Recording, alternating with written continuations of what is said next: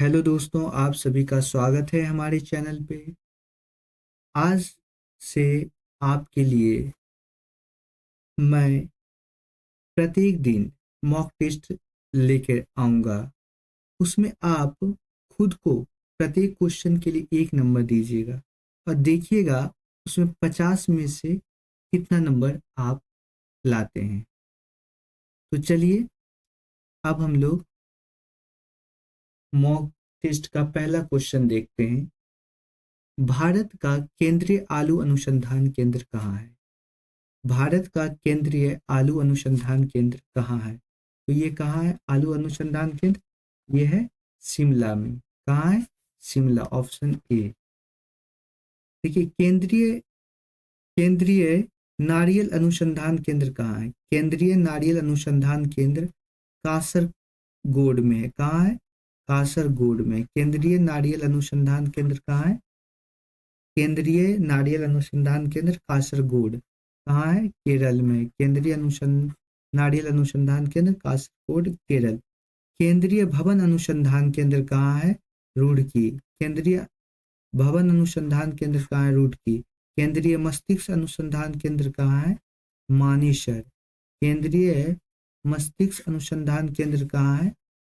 मानेसर। मानेसर गुरुग्राम में है। मानेसर गुरुग्राम में। केंद्रीय डेयरी अनुसंधान केंद्र करनाल। करनाल। केंद्रीय डेयरी अनुसंधान केंद्र करनाल, हरियाणा में। केंद्रीय डेयरी अनुसंधान केंद्र करनाल, हरियाणा। नेक्स्ट क्वेश्चन, भारतीय जीवन बीमा निगम LIC की स्थापना किस साल हुई थी? LIC की जो स्थापना है वह हुई थी 1956 में। कब? 1956 में। ऑप्शन सी 1 सितंबर 1956। दलाल स्ट्रीट कहाँ है? दलाल स्ट्रीट जो है मुंबई में है। दलाल स्ट्रीट मुंबई में। दलाल स्ट्रीट भारत के मुंबई शहर में है। दलाल स्ट्रीट जो है मुंबई शहर में है। इसी रोड में, इसी दलाल स्ट्रीट में जो है बॉम्बे स्टॉक एक्सचेंज है। बॉम्बे स्टॉक एक्सचेंज है। Next question, you can win. You can win नामक पुस्तक के लेखक कौन है? निम्नलिखित में से उसके लेखक कौन है? तो ये है शिव खेरा। वी कैन विन के लेखक हैं शिव खेरा। नेक्स्ट क्वेश्चन है, नागरहोल राष्ट्रीय उद्यान। नागरहोल राष्ट्रीय उद्यान डैश में स्थित है? तो ये कहाँ है? कर्नाटक में स्थित है। कर्नाटक के मैसूर में जो है, कर्नाटक के मैसूर में नागरहोल राष्ट्रीय उद्यान है। नागरहोल राष्ट्रीय उद्यान है। नेक्स्ट क्वेश्चन, संविधान सभा ने संविधान के प्रतीक चिन्ह के रूप में किसको अपनाया था? तो प्रतीक चिन्ह के रूप में, संविधान के प्रतीक चिन्ह के रूप में संविधान ने हाथी को अपनाया था। हाथी को। ये रीजनिंग का सवाल है। देखिए 24 70 208 डैश, यहाँ क्या होगा? देखिए 24 गुना 3, 24 या 72, 2 माइनस 70, 70 या 210 माइनस 2, 28 गुना 3 600, 24 माइनस 2, माइनस 2 कर देंगे 622। आंसर हो जाएगा 622 सी। नेक्स्ट क्वेश्चन है, अफ्रीकी देश जाम्बिया की राजधानी कहाँ है? जाम्बिया की राजधानी जो है वो लुसाका है। जाम्बिया की राजधानी कहाँ है? लुसाका। जाम्बिया की राजधानी कहाँ है? लुसाका। काहिरा जो है ये मिस्र की राजधानी है। इजिप्ट। काहिरा जो है इजिप्ट की राजधानी है। इजिप्ट, मिस्र। एक ही नाम है दोनों देश का, मिस्र और इजिप्ट एक ही देश का नाम है। त्रिपोली जो है, त्रिपोली ये कहाँ की राजधानी है? त्रिपोली जो है लीबिया की राजधानी है। त्रिपोली लीबिया की राजधानी है। हरारे किस देश की राजधानी है? हरारे जो है, हरारे किस देश की राजधानी है? जिम्बाब्वे। जिम्बाब्वे। जिम्बाब्वे। जिम्बाब्वे की राजधानी है। जिम्बाब्वे की राजधानी क्या है? हरारे। जिम्बाब्वे की राजधानी हरारे। नेक्स्ट क्वेश्चन है, संविधान सभा के मुख्य प्रारूपकार कौन थे? संविधान सभा के मुख्य प्रारूप थे SN मुखर्जी। SN मुखर्जी। संविधान सभा के मुख्य प्रारूप कौन थे? SN मुखर्जी। SN मुखर्जी। लोकसभा में केंद्र शासित प्रदेशों के लिए कितनी सीटें आरक्षित है? लोकसभा में जो है केंद्र शासित प्रदेश में लोकसभा के प्रतिनिधियों की अधिकतम संख्या 20 है। प्रतिनिधियों की अधिकतम संख्या लोकसभा में केंद्र शासित प्रदेश में लोकसभा के प्रतिनिधियों की अधिकतम संख्या 20 है। क्या है? 20 है। नेक्स्ट क्वेश्चन, 1 से 49 तक प्राकृतिक प्राकृतिक प्राकृतिक प्राकृतिक संख्याओं के वर्गों का औसत क्या हो? 1 से 49 तक। तो देखिए इसका फॉर्मूला होता है n into N plus 1 2n+1/6। ये जो होता है ना, 1 से लगातार n प्राकृतिक संख्याओं का योग होता है। तो n से n काट देंगे, ये औसत हो जाएगा। यही हो जाएगा लगातार 1 से 49 तक प्राकृतिक संख्याओं के वर्गों का औसत। तो ये हो गया कितना, यहाँ n का मान 49 रख देंगे, 98 50 गुना 99/6, 3 25, 3 से कट गया, 3 3 25 दिया 75, 7 25 दिया 75, 7 825। कितना हो गया? 825। C option. Next question, Bharat में वस्तु एवं सेवा कर की सर्वोच्च दर कितनी है? तो भारत में जीएसटी, ये जो जीएसटी है, जीएसटी का उच्चतम सर्वोच्च दर क्या है? तो ये 28% है। भारत में जीएसटी का जो है 5 स्लैब है। भारत में जीएसटी का कितना स्लैब है? 5 स्लैब है। 0%, 5%, 12%, 18% और सबसे ज्यादा 28% है जीएसटी। भारत में जीएसटी 5 स्लेबों में बांटा गया है। 0%, 5%, 12%, 18% और 28%। नेक्स्ट क्वेश्चन है, नकटी डैम पक्षी अभ्यारण्य बिहार के किस जिले में है? देखिए, नकटी डैम और नागी डैम ये दोनों जम्मू जिला में है। दोनों कहाँ है? नकटी डैम तो है ही, और एक नागी डैम दोनों कहाँ है? जम्मू जिला में, नकटी और नागी डैम। एक कुर्सी को 785 रुपया में खरीदा गया और 20% के लाभ पर बेचा गया, तो कुर्सी के विक्रय मूल्य की गणना कीजिए। देखिए ये जो है 785 रुपया, ये 100% का मान हो गया, और हमें चाहिए कितना? 120। 5 6 6 और 5 15 25 75 3 7 6 7 42 4 90 90। तो ये हो गया तीसरा 942। 942। नेक्स्ट क्वेश्चन है, दिल्ली से मुंबई को कौन सा राष्ट्रीय राजमार्ग जोड़ता है? दिल्ली से मुंबई कौन सा राष्ट्रीय राजमार्ग जोड़ता है? देखिए ये वाला जो है दिल्ली से मुंबई, ये वाला जो है दिल्ली से मुंबई, ये कौन सा राष्ट्रीय राजमार्ग है? ये राष्ट्रीय राजमार्ग संख्या 8 है। ये कितना है? 8। तो आंसर हो जाएगा कितना? 8। और देखिए ये जो है, ये 4 शहर है जिसको जो होता है। देखिए यहाँ से मुंबई से कहाँ? मुंबई से जो चेन्नई जाती है, मुंबई होते हुए चेन्नई, ये कितना है? ये 4 है।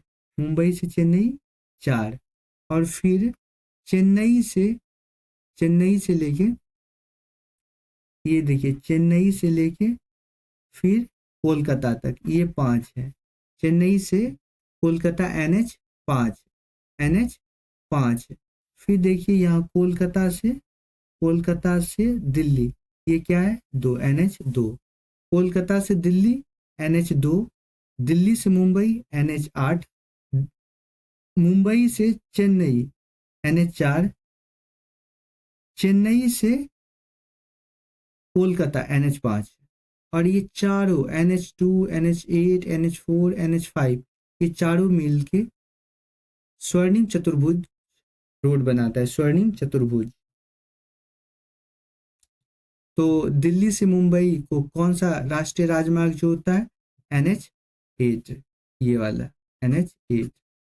नेक्स्ट क्वेश्चन, बांग्लादेश किस वर्ष तक पाकिस्तान का हिस्सा रहा था? 1971 तक।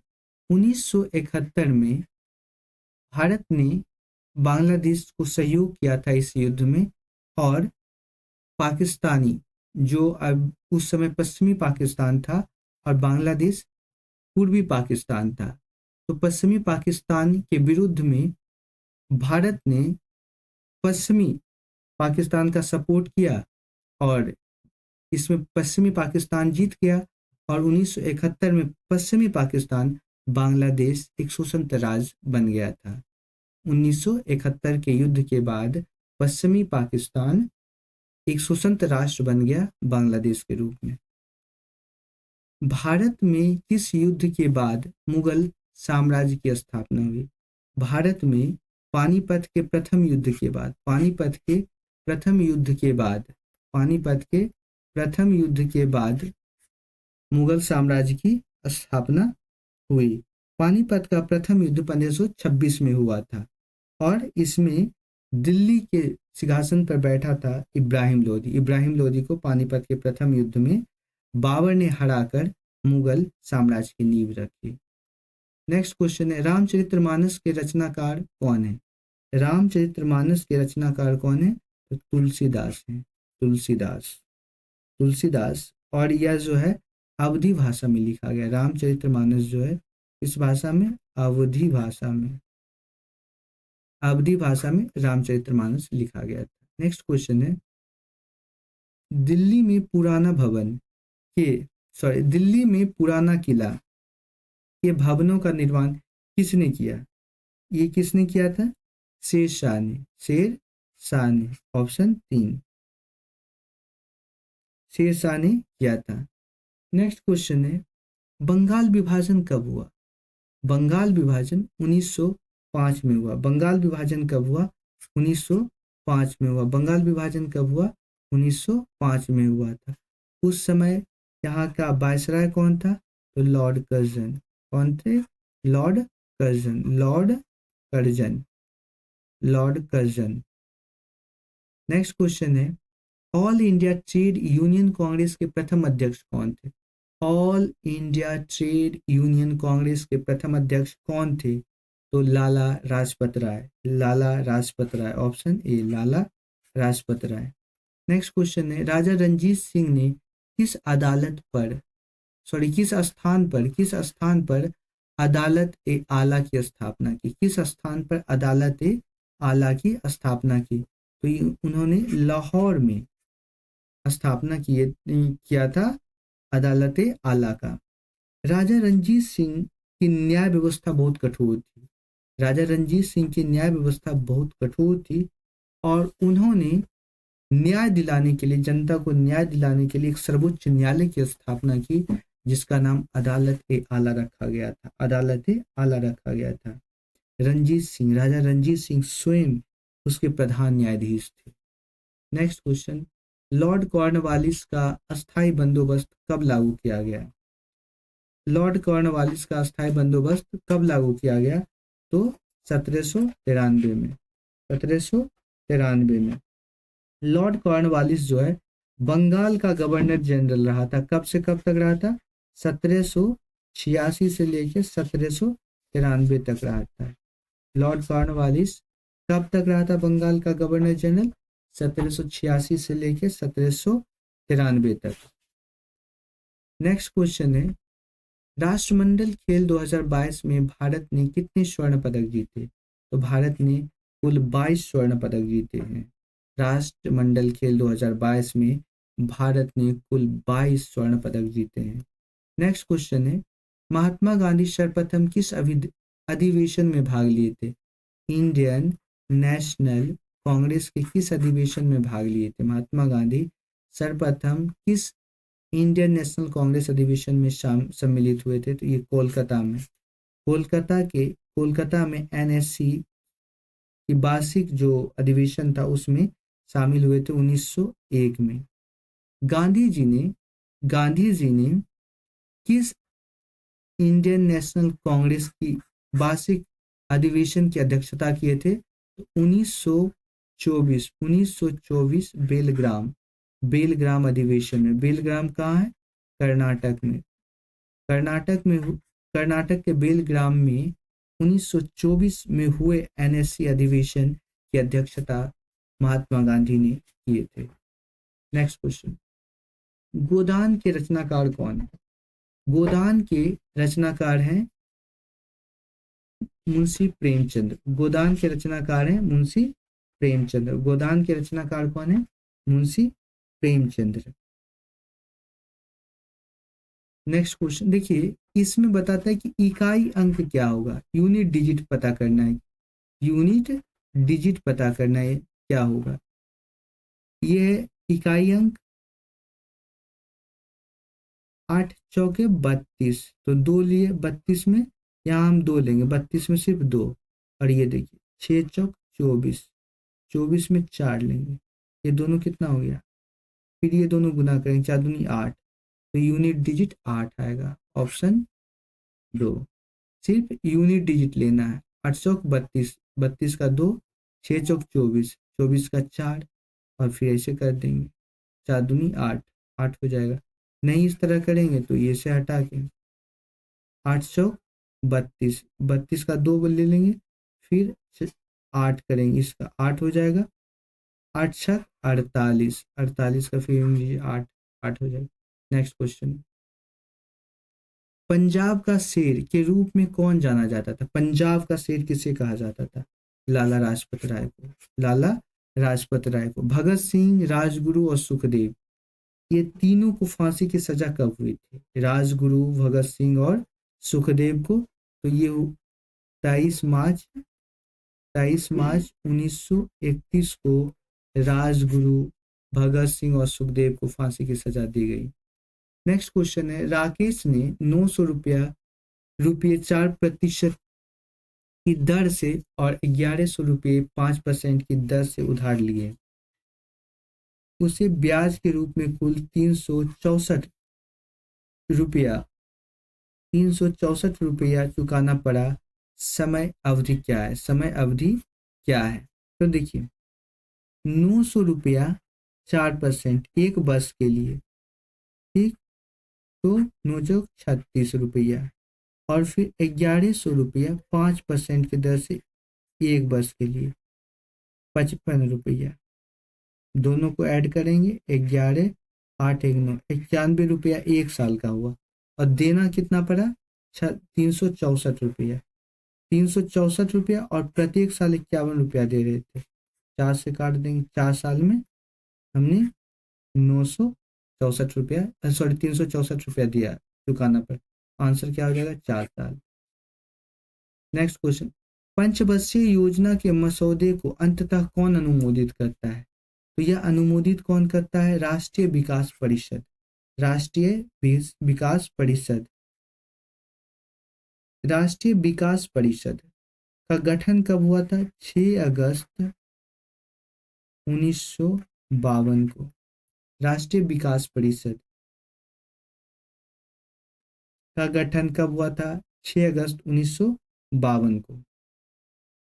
देखिए, और योजना आयोग का गठन कब हुआ था? योजना आयोग का गठन जो है 15 मार्च 1950 में हुआ था। योजना आयोग का जो गठन है 15 मार्च 1950 को हुआ था, और योजना आयोग के प्रथम अध्यक्ष पंडित जवाहरलाल नेहरू थे। पंडित जवाहरलाल नेहरू थे। पंडित जवाहरलाल नेहरू थे प्रथम अध्यक्ष योजना आयोग के। और योजना आयोग का गठन 15 मार्च 1950 को हुआ। और योजना आयोग कहाँ से लाया गया? तो ये सोवियत संघ रूस से लाया गया था। सोवियत संघ रूस से लाया गया था। और इसके बाद योजना आयोग के बाद राष्ट्रीय विकास परिषद का गठन 6 अगस्त 1952 में हुआ। नेक्स्ट क्वेश्चन, दांत का मंदिर कहाँ है? श्रीलंका में। दांत का मंदिर कहाँ है? श्रीलंका में। ये एक बौद्ध मंदिर है। श्रीलंका में जो है दांत का मंदिर, यह एक बौद्ध मंदिर है। इसे यूनेस्को के द्वारा विश्व विरासत स्थल घोषित किया गया है। दांत का मंदिर श्रीलंका में है, यह एक बौद्ध मंदिर है। यूनेस्को के द्वारा इसे विश्व विरासत स्थल घोषित किया गया। नेक्स्ट क्वेश्चन है, महात्मा बुद्ध किस वंश से थे? तो ये शाक्य वंश से थे। शाक्य वंश से थे। नेक्स्ट क्वेश्चन, व्हेल निम्न वर्गों में से किस वर्ग का प्राणी है? व्हेल किस वर्ग के प्राणी है? तो व्हेल स्तनधारी होते हैं। व्हेल स्तनधारी। 2। नेक्स्ट क्वेश्चन है, अकबर के दरबार में सबसे प्रसिद्ध संगीतकार तानसेन का मूल नाम क्या था? तानसेन का जो है मूल नाम था रामतनु पांडे। रामतनु पांडे। रामतनु पांडे। हाथी का गर्भकाल कितने दिनों का होता है? देखिए, हाथी का गर्भकाल सबसे लंबा चलता है, तो यह लगभग 2 वर्षों का होता है। तो ये कितना हो गया? 625 दिन। 625 दिन। हाथी का गर्भकाल 625 दिन होता है। 625 दिन। आदमी में ताप नियमन किसके द्वारा किया जाता है? आदमी में ताप नियमन किसके द्वारा किया जाता है? हाइपोथैलेमस। हाइपोथैलेमस। हाइपोथैलेमस के द्वारा ताप नियमन किया जाता है। नेक्स्ट क्वेश्चन है, राम और श्याम की वर्तमान आयु का अनुपात क्रमशः 4:7 है। 5 वर्षों के बाद अनुपात 5:8 हो जाएगा। तो श्याम की वर्तमान आयु ज्ञात करें। देखिए, राम है और श्याम है। इसका वर्तमान में क्या अनुपात है? प्रेजेंट में जो है अनुपात क्या है? 4:7। और 5 वर्ष के बाद यह अनुपात कितना हो जाता है? 5:8। देखिए, एक का वृद्धि हुआ, यहाँ भी एक का वृद्धि हुआ।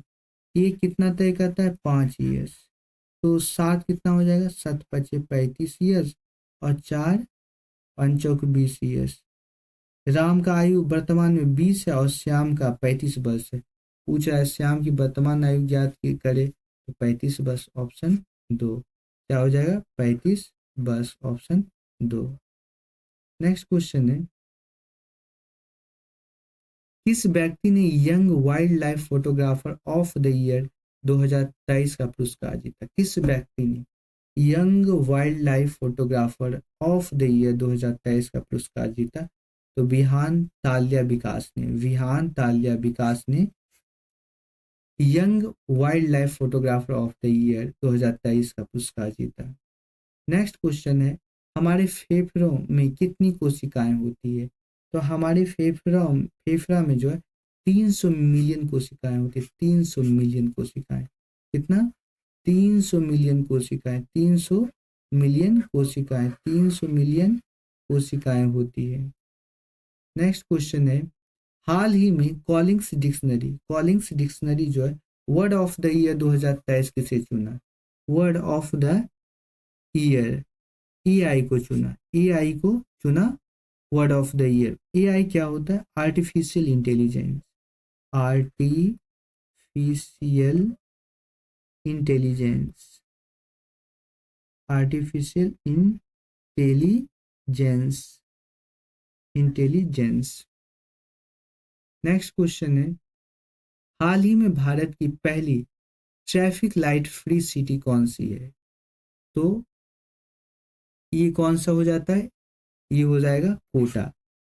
हाल ही में भारत की पहली traffic light free city Kota है। और देखिए, इंदौर भारत का सबसे साफ और खूबसूरत शहर, भारत का सबसे स्वच्छ शहर। भारत का सबसे स्वच्छ शहर कौन है? इंदौर। रायपुर छत्तीसगढ़ की राजधानी। छत्तीसगढ़ की राजधानी कहाँ? रायपुर। छत्तीसगढ़ की राजधानी रायपुर। महू क्या है? महू मध्य प्रदेश में है। महू में भीमराव अंबेडकर का जन्म हुआ था। बाबा साहेब भीमराव अंबेडकर की जन्म भूमि है महू। और इनका जन्म जो है 14 अप्रैल बाबा भीमराव अंबेडकर का जन्म, बाबा साहेब अंबेडकर का जन्म 14 अप्रैल 1891 में हुआ था। 1891 में हुआ था। 18। नेक्स्ट क्वेश्चन है, बोंगो सागर 2023 सैन्य अभ्यास किन देशों के बीच किया गया? ये भारत और बांग्लादेश के बीच किया गया। यह जो है दोनों देशों के नौसेना के बीच युद्धाभ्यास था और कहाँ हुआ था? बे ऑफ बंगाल में हुआ था। बे ऑफ बंगाल में हुआ था। क्या? बंगाल की खाड़ी में क्या हुआ था?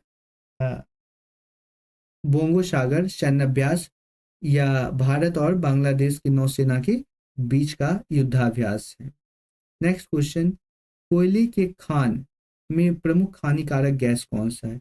Sulphur dioxide, sulphur dioxide, sulphur dioxide, SO2, sulphur dioxide. Next question है कि सिनोनिम बताना है कि फ्रूगल, ये जो हाईलाइट शब्द है इसका सिनोनिम बताना है। फ्रूगल मतलब होता है कंजूस, कंजूस जो किफ़ायती बहुत होता है, बहुत कम खर्च करता है। जो इकोनॉमिकल, इकोनॉमिकल मीन्स भी होता है जो कम खर्च करता है। और प्रूडेंट, प्रूडेंट मतलब क्या होता है? लापरवाह, लापरवाह, जो लापरवाह हो। नेग्लिजेंट मतलब भी होता है लापरवाह। ऑनेस्ट मतलब ईमानदार, ईमानदार। तो आंसर क्या हो गया? B, economical, economical. Frugal means economical, ये सिनोनिम वर्ड है। नेक्स्ट क्वेश्चन है, हैजार्ड, हैजार्ड का एंटोनिम उल्टा बताना है। हैजार्ड का, हैजार्ड मतलब होता है खतरनाक। हैजार्ड मीन्स क्या होता है?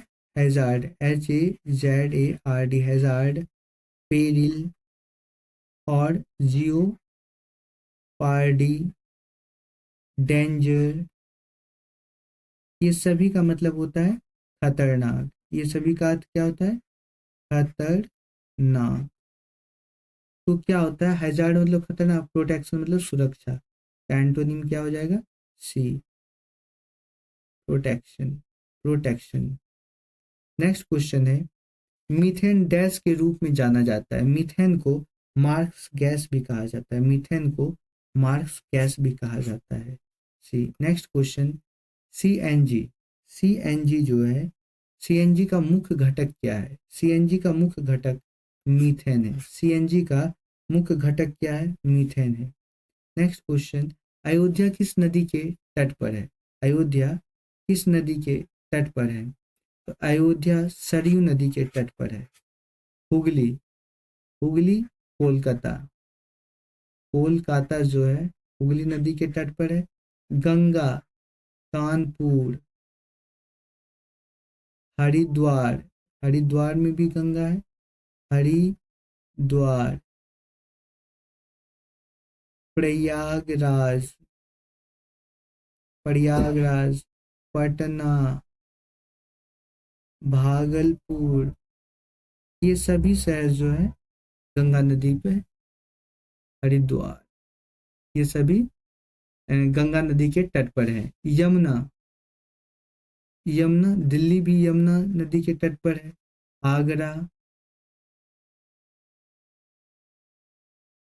और प्रयागराज भी, प्रयागराज भी यमुना, प्रयागराज में ही यमुना नदी गंगा नदी में आके मिलती है। गंगा यमुना संगम प्रयागराज में है। नेक्स्ट एंड लास्ट क्वेश्चन है, बांधवगढ़ राष्ट्रीय उद्यान कहाँ है? बांधवगढ़ राष्ट्रीय उद्यान मध्य प्रदेश में। बांधवगढ़ राष्ट्रीय उद्यान कहाँ है? मध्य प्रदेश में। देखिए मध्य प्रदेश में, मध्य प्रदेश में कान्हा, कान्हा राष्ट्रीय उद्यान, कान्हा राष्ट्रीय उद्यान, पन्ना राष्ट्रीय उद्यान, पन्ना राष्ट्रीय उद्यान और सतपुरा राष्ट्रीय उद्यान, सतपुरा राष्ट्रीय उद्यान। ये कहाँ है? सभी मध्य प्रदेश में, मध्य प्रदेश में है। और उत्तराखंड में क्या है? जिम कॉर्बेट, उत्तराखंड में जिम कॉर्बेट राष्ट्रीय उद्यान, राजा जी राष्ट्रीय उद्यान राजाजी राष्ट्रीय उद्यान, नंदा देवी राष्ट्रीय उद्यान, नंदा देवी राष्ट्रीय उद्यान, Jim Corbett national park, Rajaji national park, Nanda Devi national park, ये उत्तराखंड में। और हरियाणा में क्या है? हरियाणा में है एक, उसको क्या बोलते हैं, कल्स कल्स कलसर, कलसर राष्ट्रीय उद्यान, कलसर, कलसर राष्ट्रीय उद्यान। और सुल्तानपुर पक्षी विहार, सुल्तानपुर, सुल्तानपुर। और गुजरात में गिर राष्ट्रीय उद्यान, गुजरात में क्या है? गिर राष्ट्रीय उद्यान, गिर राष्ट्रीय उद्यान गुजरात में है।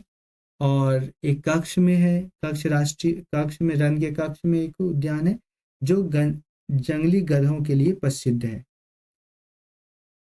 तो दोस्तों फिर मैं अगले दिन आपसे मिलूंगा एक नए सेट के साथ। तब तक के लिए जय हिंद, जय भारत।